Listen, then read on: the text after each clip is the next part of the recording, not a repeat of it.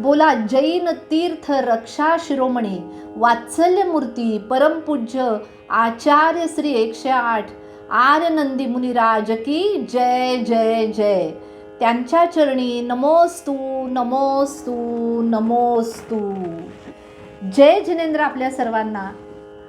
आपण भेटलो आहोत परमपूज्य आचार्यश्रींचे जीवन चरित्र ऐकण्यासाठी. आजचा हा शेवटचा भाग 20वा भाग आहे. माझ्या परमपुण्योदयाने आचार्यश्रींचे हे जीवन चरित्र मला कथन करण्याचा योग प्राप्त झाला आणि माझे मुख, माझे वाणी, माझे शरीर आणि माझा आत्मा पवित्र पवित्र झाला. कारण पुण्योदयाशिवाय अशा गोष्टी प्राप्त होतच नाहीत. चला तर सुरुवात करूया मंगलाचरणाने. आर्यनंदी गुरुवर महान, आर्यनंदी गुरुवर महान, वंदू त्यांच्या पावन चरणा. धर्म समाज उन्नतीसाठी अर्पिले त्यांनी हो जीवना.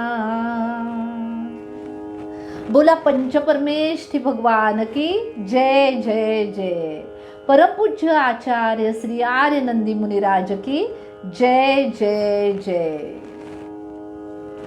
आजपर्यंत आपण परमपूज्य आचार्यश्रींचे संपूर्ण जीवन चरित्र ऐकले. आपल्या जीवनामध्ये कठोर असे महाव्रत धारण करून महाराजांनी आपले संपूर्ण मुनी जीवन आत्मसाधनेबरोबर सामाजिक धार्मिक उन्नतीसाठी वाहिले. खऱ्या जैन तत्वांचे नुसते चिंतन न करता ते आचरणात आणून धर्मप्रभावना केली. शतकानुशतकांमध्ये असे मुनी जीवन आचरणारे मुनी पाहण्यास फारसे आपल्याला मिळत नाहीत. आपण खरोखरच पुण्यवान आहोत की त्यांचे दर्शन, त्यांचे विचार, त्यांचे आचरण, त्यांचे वैयावृत्त, आहार विहार आदी करण्याचे भाग्य आपल्यामधील अनेक श्रावक श्राविकांना प्राप्त झाले आहे. महाराजांना तप, ध्यान, स्वाध्याय, जप अशा अनेक आचरणांमुळे सिद्धीच प्राप्त होती. त्यांची वाचा सिद्धी, त्याच्याविषयी अनेक गोष्टी आपण ऐकल्या. त्यांना निमित्त ज्ञानही होते. त्यांच्या पुण्यमय आशीर्वादाने अनेक घटना घडत असत. अनेक संकटे, विघ्न, आपत्ती आपोआपच दूर होत असत. निजाम राजवटीमध्ये 30 वर्ष सेवा नोकरी करून सेवानिवृत्त झालेल्या महाराजांचे आदर्श होते आचार्य शांतीसागरजी महाराज, आचार्य समंतभद्र महाराज, आचार्य चंद्रसागर महाराज, आचार्य महाकीर्ती महाराज यांचे जीवन, परोपकार, समाज संघटन, उद्धार, तीर्थरक्षांचे संरक्षण, संवर्धन, जैन धर्मांचा प्रचार प्रसार हेच त्यांच्या जीवनाचे अखेरपर्यंतचे ध्येय होते. सत्वेषु मैत्री, गुणेषु प्रमोदम, क्लिष्टेषु जीवेषु कृपापरत्वम, माध्यस्थ भाव विपरुत वृत्तो, सदा ममात्मा विदधातु देव. असे सतत चिंतन, मनन, आचरण सुरू असायचे त्यांचे. स्वाध्याय, मनन, चिंतन आत्मलीन होऊन ग्रंथलेखनाबरोबर समस्त भारतामध्ये 32,000पेक्षा अधिक किलोमीटर पायी विहार करून तीर्थ संरक्षणार्थ 1 कोटी फंडाचा संकल्प त्यांनी पूर्ण केला. जैन तीर्थ रक्षा शिरोमणी होते ते. वयाची 60 उलटल्यानंतर पायी विहार करीत ते गावागावांमधून गेले. घराघरांमधून त्यांनी धर्माचा संदेश पोहोचवला. आपला संकल्प पूर्ण करण्याचे हे अपूर्व कार्य त्यांनी एकट्याच्या बळावरती केले. महाराजांच्या दिव्य जीवनाची, परिश्रमाची, कर्तृत्वाची ही रसमय कथा येणाऱ्या पिढ्यांनाही नक्कीच स्फूर्ती देणारी ठरणार आहे. महाराज वात्सल्य मूर्ती होते. त्यांच्या मनामध्ये प्रत्येक जीवाविषयी प्रगाढ सहानुभूती, प्रेम होते. अंतकरणामध्ये आत्मीय भावनेचे अखंड स्पंदन होते. सर्व जीव समान मानत त्यांनी कधीही उच्च नीच हा भेदभाव केला नाही. खरंच विचार करताना वाटते महाराजांचे जीवन कसे होते हो. एक सत्प्रवृत्ती गृहस्थाश्रमी, कर्तव्यनिष्ठ, सुसंस्कृत सेवक, सरकारी सेवक, धर्ममार्गात रस घेणारा एक चिंतनशील साधक, सारे कुटुंबीय पाश जुगारून मुनी दीक्षा घेतलेला निर्ग्रंथ असा तपस्वी, सारे तीर्थरक्षणासाठी कोट्यावधी रुपयांचा निधी आपल्या भगीरथ प्रयत्नांमधून उभा करणारा परमजिन भक्त. किती किती त्यांच्या रूपांचे वर्णन करावे. प्रत्येक रूपच अतिशय दर्शनीय आहे, मंगलमय आहे. निस्वार्थतेचे हे चरित्र पाहून म्हणावेसे वाटते, जीवन त्यांना कळले हो, मी पण त्यांचे पक्व फळापरी सहजपणाने गळले हो, जीवन त्यांना कळले हो. श्रोते हो, आपण शेवटच्या टप्प्यामध्ये आलेलो आहोत. महाराजांचा हा शेवटचा काल कसा होता, कशी झाली त्यांची संलेखना, हे ऐकण्यासाठी आतुर आहात ना आपण सर्वजण. चला सुरुवात करूया. आपण ऐकले की 24 जुलै 1999 ते नवागडला आले. पुढे काय घडले, चला ऐकूया. 1999चा चातुर्मास नवागडलाच झाला. या तीर्थक्षेत्रावरती भक्त धावत येऊ लागले. गुरुकुल, आश्रम, शाळा यांच्या बांधकामाला अहो गती प्राप्त झाली. क्षेत्राच्या या प्रगतीचे श्रेय आचार्य श्री आर्यनंदी महाराजांनाच जाते. वयाच्या 94व्या वर्षी महाराजांची तब्येत उत्तम होती. लिहिण्या वाचण्यासाठी चष्माही लागत नव्हता बरं का. लेखन करताना हात थरथरत नव्हता. ते रोज सुंदर हस्ताक्षरामध्ये आपली रोजनिशी लिहित असत. जवळजवळ 40 वर्ष त्यांनी ही रोजनिशी म्हणजे डायरी लिहिली.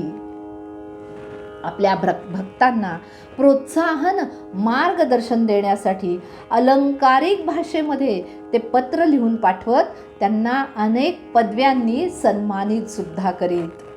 महाराजांचे 1999 मधील नोव्हेंबर-डिसेंबर महिना तत्वचर्चा, धार्मिक विधी, दानासाठी आवाहन, शेजारील काही गावांमध्ये ये जा करण्यात गेली.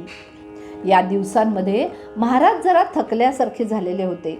अहो, शरीर हे पुद्गल आहे ना शेवटी. 30 जानेवारीला नवागडला पूज्य ऐलकजी उदार सागरजी महाराज आले. हे महाराज जैन जगतातील महान आचार्य विद्यासागर महाराजांचे शिष्य आहेत. आत्मसाधनेबरोबरच त्यांचा स्वाध्याय व लेखन हेही कार्य सुरू असते. त्यांनी अनेक हिंदी ग्रंथ सुद्धा लिहिलेले आहेत. ऐलक महाराज उदार सागरशी नवागडला आले तेव्हा पावसात भिजल्यामुळे महाराजांना ताप आलेला होता. ऐलकजी तीर्थक्षेत्री आले तेव्हा त्यांनी भगवान नेमिनाथांचे या तीर्थक्षेत्राचे दर्शन घेतले आणि ते लगेचच महाराजांच्या दर्शनासाठी आले. आपला परिचय दिला तसे महाराज म्हणाले, आपण आलात हे फार बरे झाले. आपली तब्येत कशी आहे हे विचारताच ते म्हणाले, बरी आहे, पण शारीरिक स्वास्थ्य ठीक नाही. अंगात ताप आहे. मी थकलो नाही बरं का, पण हे शरीर मात्र आता थकले आहे. आहारविधी सामायिक झाल्यानंतर ऐलकजी यांनी चोपडा कुंडावरील मंदिराचे श्रेय त्यांना देताच महाराज म्हणाले, हे सर्व भगवान पार्श्वनाथांची कृपा आणि गुरुदेवांचे आशीर्वाद यामुळे शक्य झाले. खरंच महाराज कर्तृत्वाच्या अहंकारापासून कितीतरी दूर होते. कधीही अहंकार त्यांच्या मनाला शिवला सुद्धा नाही. दुसऱ्या दिवशी ऐलकजींनी विचारले, महाराजजी, सम्मेद शिखरजी येथून विहार करताना सतना मार्गे आपण सागर येथे आलात तेव्हा आमचे गुरुवर्य परमपूज्य विद्यासागरजी महाराज यांना भेटून आपल्याला काय वाटले? हे ऐकून बोलताना महाराजांचा कंठ दाटून आला. डोळे भरून आले त्यांचे. आचार्य 46 पिंचीधारी साधू संघाबरोबर मोराजीला आले. मी त्यांना नमोस्तू केले तेव्हा त्यांनीही पिंची वर करून प्रतिवंदना करत नमोस्तू केले. माझ्यासारख्या अल्पज्ञानी साधूला त्यांनी प्रतिवंदना केली. यावरून त्यांचे माझ्यावरील विशेष असे प्रेम दिसून येते. खूप खूप उपकार आहेत त्यांचे माझ्यावरती. तिसऱ्या दिवशी आयलकजींनी विचारले, महाराज, श्री जिनेंद्र भगवंतांचा पंचामृत अभिषेक फलांनी फुलांनी दीपधूपाने करणे योग्य आहे की अयोग्य हे कृपा करून सांगावे. तसे महाराज म्हणाले, जैनाचार्यांनी लिहिलेल्या ग्रंथांमध्ये हे सर्व करण्याविषयी वर्णन सापडते, परंतु या क्रिया करताना विचारपूर्वकच केल्या पाहिजेत, अविचाराने नाही. आयलकजी विचार करतात, महाराजांनी 4ही अनुयोगांचा निपक्षपणे खोलवर अभ्यास किती केलेला आहे. यानंतर आयलकजींनी सुचवले, आचार्यश्री, संलेखनेच्या वेळी इथे कोणीतरी मुनी त्यागी असणे आवश्यक आहे. आपण शिष्य ठेवले तर बरे होईल. यावर महाराज म्हणाले, माझ्यासमोर आचार्य शांतीसागर महाराज, गुरुवर्य श्री समंत भद्र महाराज यांचा आदर्श आहे. मला कोणाचीही आवश्यकता नाही. मी एकटा माझी संलेखना करू शकतो. पण बघा, चौथ्याच दिवशी आयलकजी जेव्हा महाराजांच्या दर्शनासाठी गेले ना, तेव्हा महाराज पदाधिकाऱ्यांना सांगत होते, आयलकजींना जाऊ देऊ नका आता. काय, आयलकजी इथेच असलेले बरे.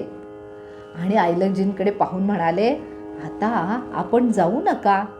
आणि आदेश दिल्यासारखे म्हणाले, पूर्ण करूनच जा आता आपण सगळे. आयलकजींनीही हे ऐकून मनाशी संकल्प केला, महाराजांची संलेखना पूर्ण होईपर्यंत मी प्राणपणाने त्यांची सेवा करेन. महाराज म्हणाले, यांना नेमिनाथ भगवंतांनीच पाठवले आहे जणू. त्यांना माझे खूप खूप आशीर्वाद आहेत. आणि मग रममाण झाले स्वमध्ये, आपल्या आत्म्यामध्ये. जणू भगवंतांना ते म्हणतच होते, दिन रात मेरे स्वामी, मैं भावना ये भाऊं, देहांत के समय में तुमको न भूल जाऊं, दिन रात मेरे स्वामी.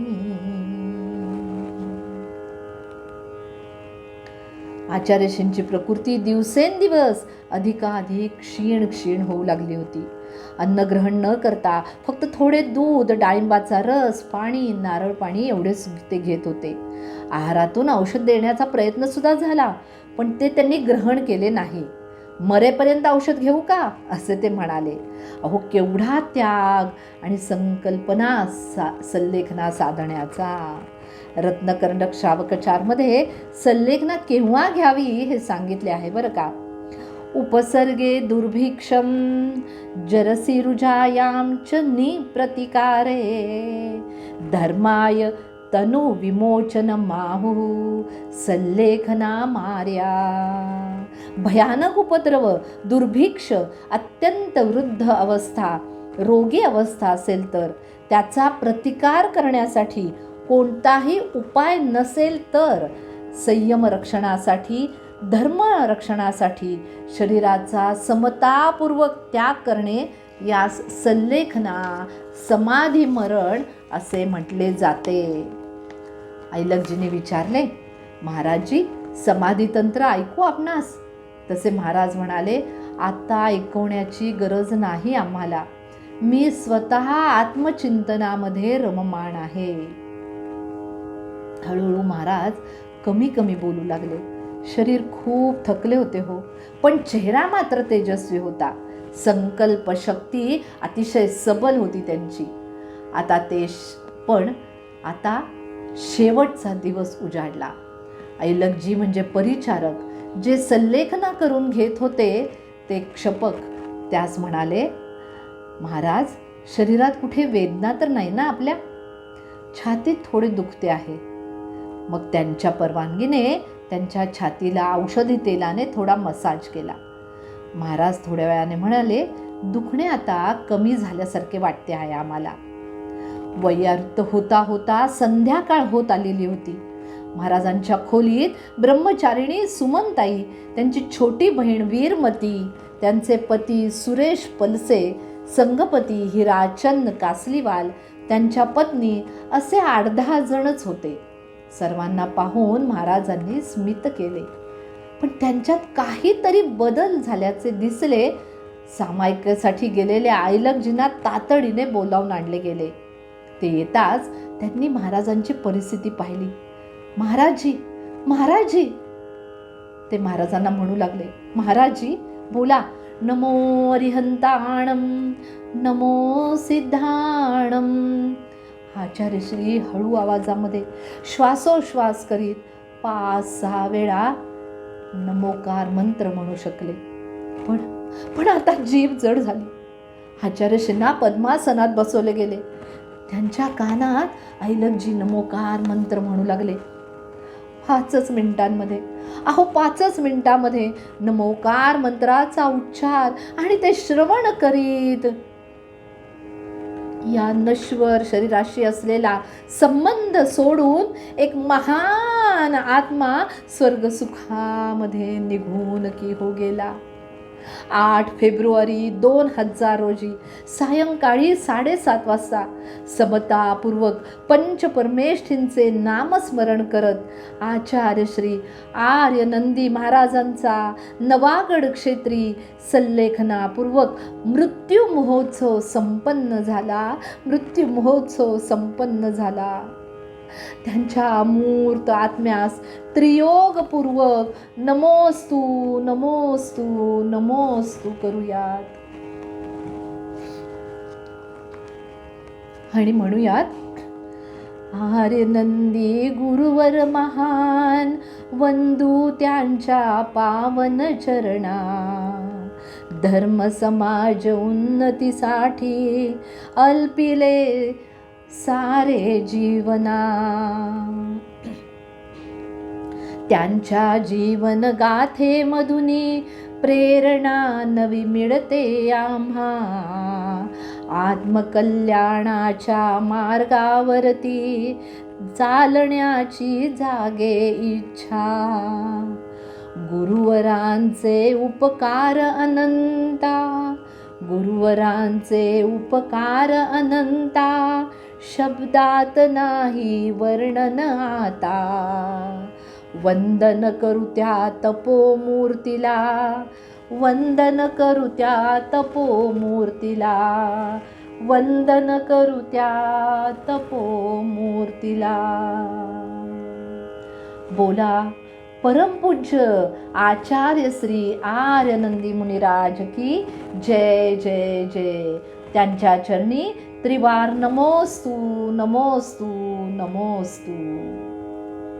श्रोते हो, आचार्यश्रींचे संपूर्ण जीवन चरित्र जन्मापासून सल्लेखनेपर्यंत या 20 भागांमध्ये आपण ऐकले. खरंच हा तुमचा आणि माझा परमपुण्योदयच आहे. हे चरित्र कथन करताना माझ्या हातून काही शब्द नीट उच्चारले गेले नसतील तर त्याबद्दल मी क्षमस्व आहे. सर्वांची क्षमा मागते आहे. जे काही दोष घडले असतील ते माझेच आहेत. यानंतर असेच एक अतिशय आपल्याला मार्ग दाखवणारे, मोक्ष मार्गापर्यंत नेणारे, उत्साहित करणारे, खऱ्या धर्माची ओळख करून देणारे जीवनचरित्र मी आपल्या पुढे घेऊन येणार आहे. आपण असाच उदंड प्रतिसाद ते जीवनचरित्र ऐकण्यासाठी द्यावा ही आपणा सर्वांना माझ्याकडून विनंती. हे जीवनचरित्र आपण अनेकांना ऐकण्याची संधी उपलब्ध करून द्या आणि धर्मप्रचार करण्याचं एक मोठं अंग स्वीकारा ही आपणास मी विनंती करते. हे मी यूट्यूबवरती टाकलेले 20 जे भाग आहेत आचार्यश्रींच्या जीवनचरित्राचे ते आपण नक्की शेअर, लाईक करा. माझं जे धर्माचे अंजली शहा हे यूट्यूबवरचे चॅनेल आहे, त्या चॅनेलवरती अनेक कथा, अनेक जैन धर्माच्या अनेक गोष्टी, आचार्य विद्यासागर महाराजांचे जीवनचरित्र हे आपण निश्चित ऐका आणि पुण्योदयाने मिळालेला हा जैन धर्म आपल्याकडून त्याचा प्रचार प्रसार करण्यासाठी उपयोगी आणा, ही आपल्याला माझ्याकडून विनंती करते. आणि हे जीवनचरित्र इथे समाप्त झाले हे आपणास सांगते. भेटूया पुढील जीवनचरित्र ऐकण्यासाठी एका महान आत्म्याचे. आपणा सर्वांना त्रिवार जय जिनेंद्र. गुरुचरणी त्रिवार नमोस्तु. सर्व जीवांच्या आपण चरणी मंगलमय अशी क्षमा भावना व्यक्त करूया आणि इथेच थांबूया. जय जिनेंद्र.